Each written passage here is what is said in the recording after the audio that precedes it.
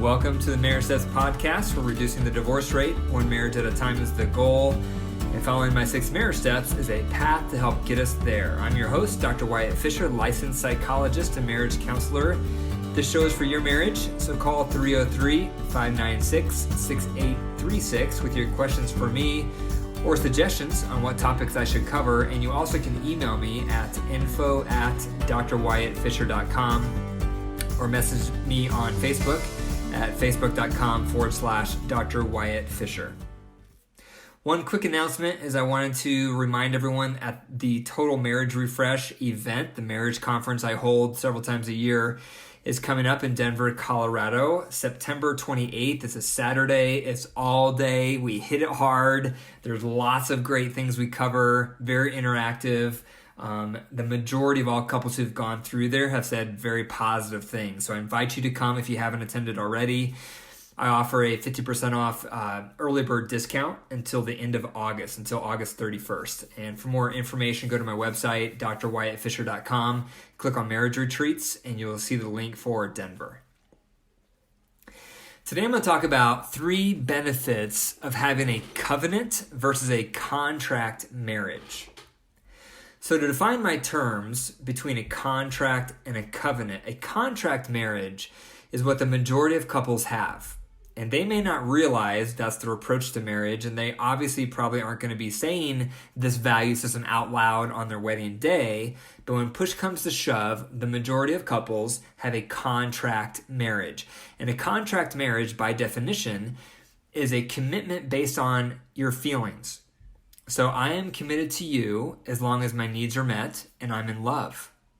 The moment my needs are not met and I don't feel in love with you, divorce becomes a viable option. That's the contract mindset. And you hear this a lot when people get a divorce, because they'll say, yeah, I'm getting a divorce because I just don't love them anymore. Or yeah, I'm getting a divorce because they're just not meeting my needs.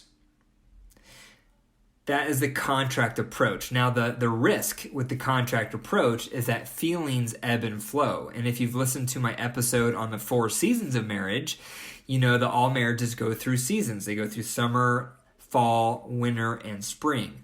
So the contract approach has a higher risk for divorce, obviously, because it's based on how you feel.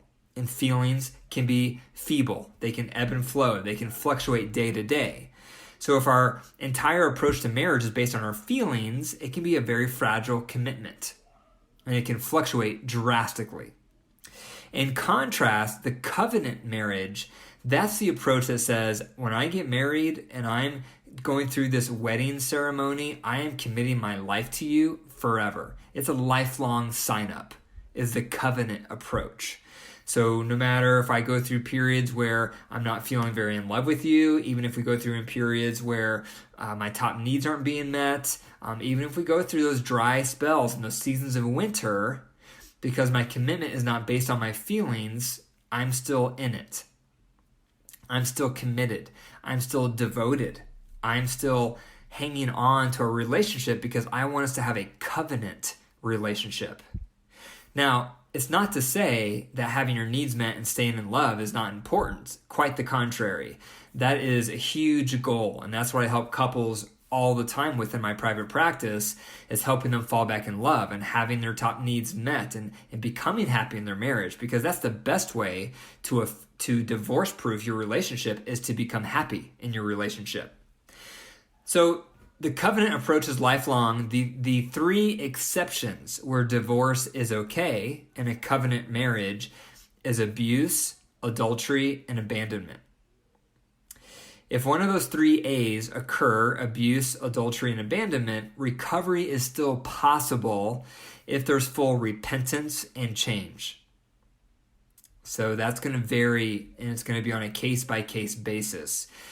The abuse category, you should also know that neglect can fall under the abuse category. So if your partner has a top need that they're expressing over and over, and you ignore, you judge and dismiss that need, that can fall under the category of neglect, which is under the broader umbrella of abuse. So that's one thing to consider, is how are you approaching your marriage? Is it a covenant approach, lifelong, except for the 3 A's? Or is it the contract approach? I'm only committed if my needs are met and I feel in love with you. Now, I want to encourage everybody listening to consider making a decision that you want to have a covenant approach. If you have a covenant approach, there's lots of benefits, and I'm going to go through the top 3 benefits. The first benefit, if you have a covenant approach to marriage, is it promotes security. If you and your partner both know we're in it for the long haul, I'm not going anywhere. I'm going to stick through this. If you both know you're in it for the long haul, you're having a covenant attitude, a covenant commitment, that produces security. You're going to feel more secure in your relationship. And when we feel more secure, we become more ourselves.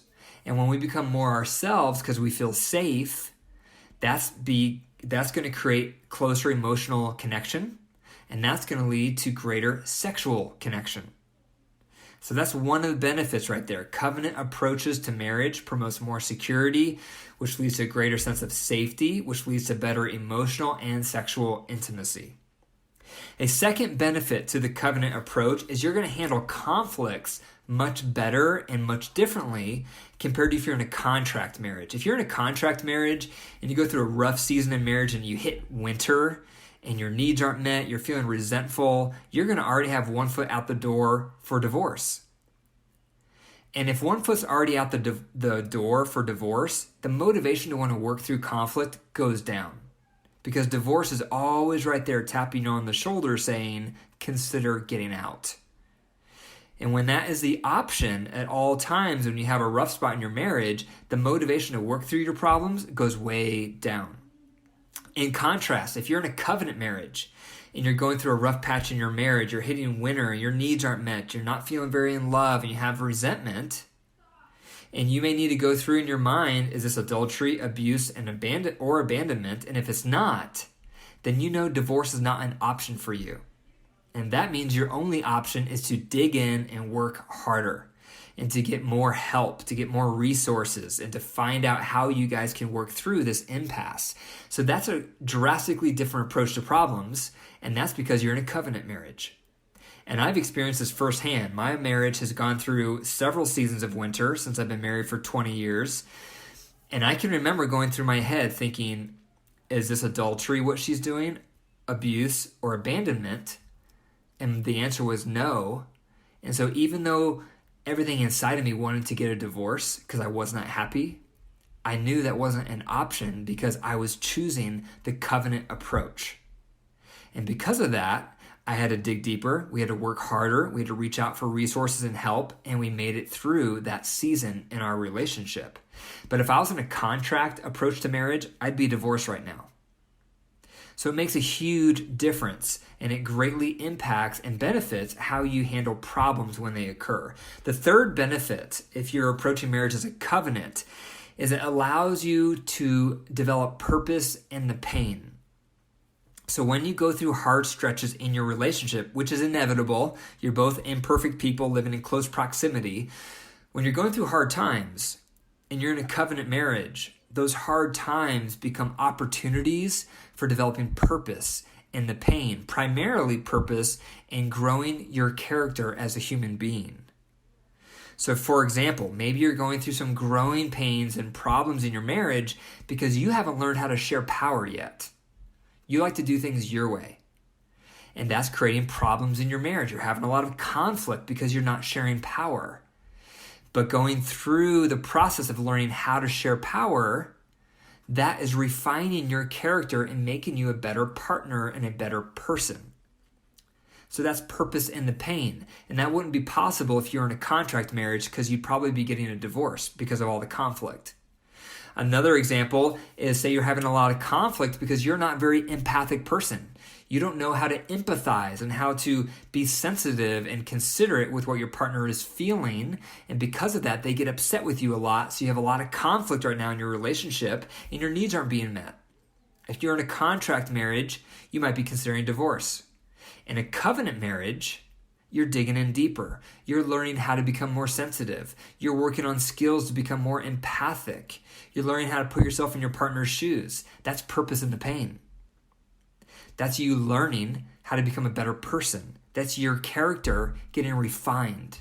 And that will not be occurring if you're in a contract marriage. It's only occurring because you're in a covenant marriage and you're committed for the long haul. So that's the other benefit. The one cautionary you have to watch out for, even if you're in the covenant marriage, is that if we're under strain long enough, feelings can start overriding our principles. And what that means is that we don't tolerate distress very well in our culture. Our culture is very focused on pleasure, happiness, instant gratification. So when we hit a rough spot in our marriage, we're just not used to handling tough times. Our ancestors could handle tough times. They went through all sorts of adversity that we'll probably never even come close to experiencing. They knew how to withstand suffering and hard times and not having their needs met. They were very hardy compared to most of us. But because of our culture, a lot of us are soft, and we cannot handle feeling unhappy for very long in relationships. So if your partner is saying they're in a covenant approach with you, but if they start becoming unhappy with something in their relationship, don't think they won't divorce you. Don't get comfortable. Don't become complacent just because your partner's committed to a covenant relationship. Because displeasure and distress and strain often creates a desire for escape because we can't withstand that feeling very long because of how we've been conditioned in our culture. So if your partner is unhappy, if they're expressing complaints, pay attention and do something about it. Respond to it so that they have hope that things can get better. So for a review, the 3 benefits of a covenant marriage is it promotes security, you're going to handle your conflicts much better and differently, and it allows you to develop purpose in the pain. Thank you for listening to the Marriage Steps podcast. For more marriage resources, go to my website, drwyattfisher.com. That's drwyattfisher.com. If you enjoy the podcast, please subscribe, leave a review, and share it with your family and friends. And if you believe in my mission to reduce the divorce rate, one marriage at a time, and would like to keep the Marriage Steps podcast on the air, please consider becoming a monthly supporter by going to patreon.com/marriage steps. That's patreon.com/marriage steps. Take care.